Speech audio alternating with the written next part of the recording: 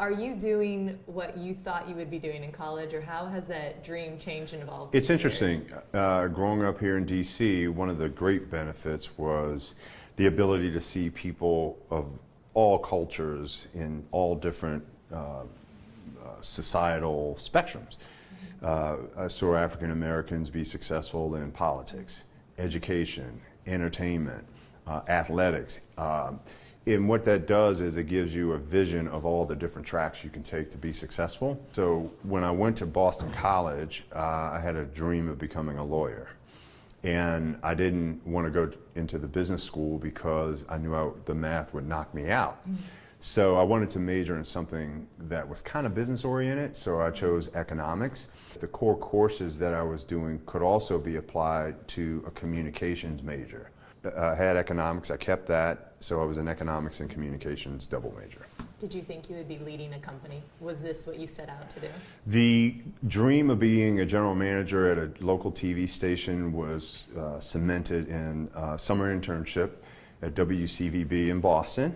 And it only took 20 years for that seed to come to harvest. How did you stay motivated? I mean, 20 years later, it took 20 years to become a general manager? I enjoyed the journey, and I love the business.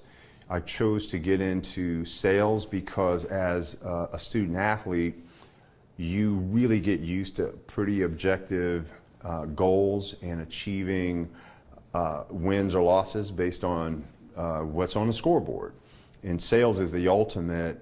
You have a goal, you either make it or you don't make it.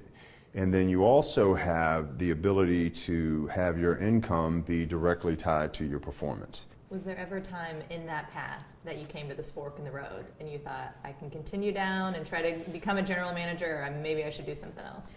Well, I had 17 years of yeses. And in year, I would say 18, I got a really big no, where I was here working for Gannett WUSA at the time, and we were making a change in the leadership of the broadcast division. So on September 12th, 2000, I flew down to Atlanta to meet with the incoming group head.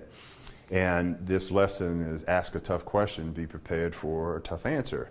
So we're sitting in an office, just like you and I are, and I asked him, am I on the short list to be a general manager in this company? Not necessarily in Washington, but just anywhere. And the answer was no. So after getting up off the ground, because it does knock you over, I had to assess, I had basically two choices when you come to this crossroads, and you can get bitter or you can get better. So I stayed doing the job that I was doing. I was working in corporate, but over time I began to go on the offense and try to find people who believed in me.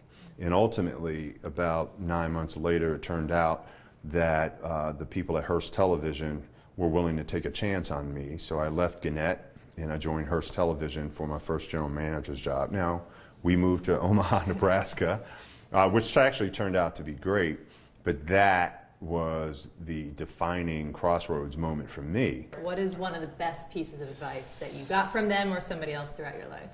Well, the funny thing about it is my dad is probably the funniest and most high impact, both my parents on me. But my older brother, he gave me this 12 cassette set of motivational tapes by Zig Ziglar. Called I'll See You at the Top. And one of the things that Zig Ziglar says that in those tapes that I still live by and resonate with, he says in that southern accent, he says, you can get everything out of life you want as long as you help enough other people get what they want.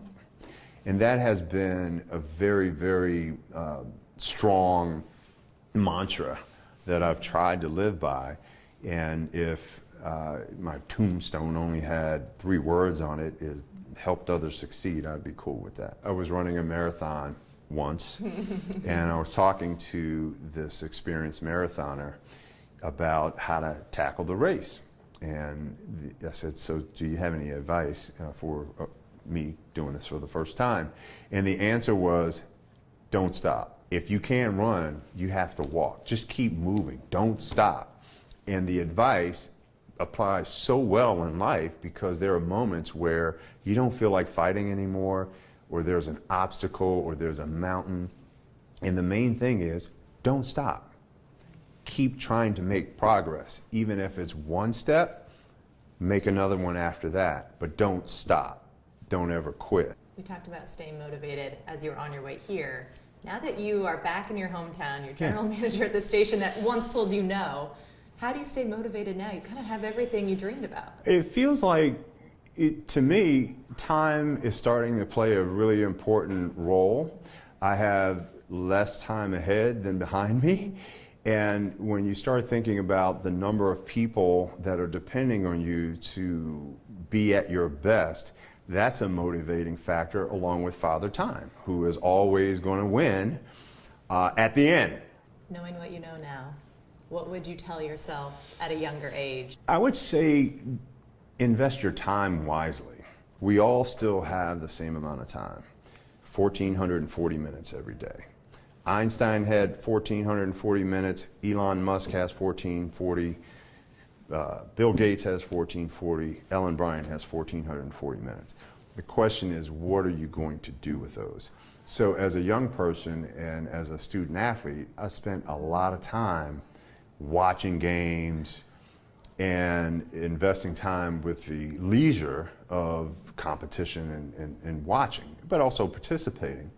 So I look back on my life and I'm like, how much time? 3 hours watching Redskins games every week, a couple hours watching NBA games. You enjoy it because you had time with my dad, my brothers, but you gotta invest your time, don't waste it. And as I get older, I recognize in order for me to have something to offer those here at the TV station, my wife, our kids, I gotta fill myself up first. And I can't fill myself up and watch a whole bunch of sports in 1,440 minutes. Something has to give. The other piece of advice I would give myself is less golf, more family time. I would wake up at crack of dawn on Saturday morning and felt like I was entitled to a round of golf on Saturday. And then I'd come back and fold in and do everything else. But I was wrong. I should have been spending that time taking our kids to other activities, spending time with them, helping them grow and learn. I still have my golf clubs, but I don't play anymore. It's been about 12 years since I played. Wow, you really changed. Is there anything I didn't ask you that you wanted to say? A lot of times people try to describe their life story as moving from one mountain peak to the other mountain peak. But we all know that it's the valleys in between the mountain peaks that really shape who we are. And there's so much that we learn from those valley experiences that really hurt us because they're painful a lot of times. But when we look at our life story and we look at people who are at a certain mountain peak in their lives, we gotta know that there's some valley experiences that help them get to that mountaintop.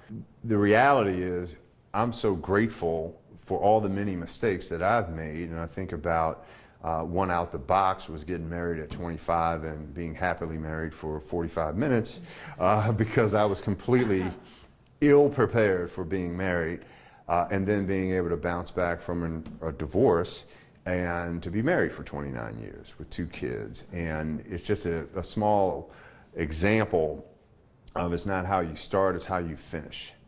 And that your ability to impact other people and learn from your mistakes is really kind of the essence of the journey of life, because we're all going to make mistakes. But it's not about perfection, it's about progress.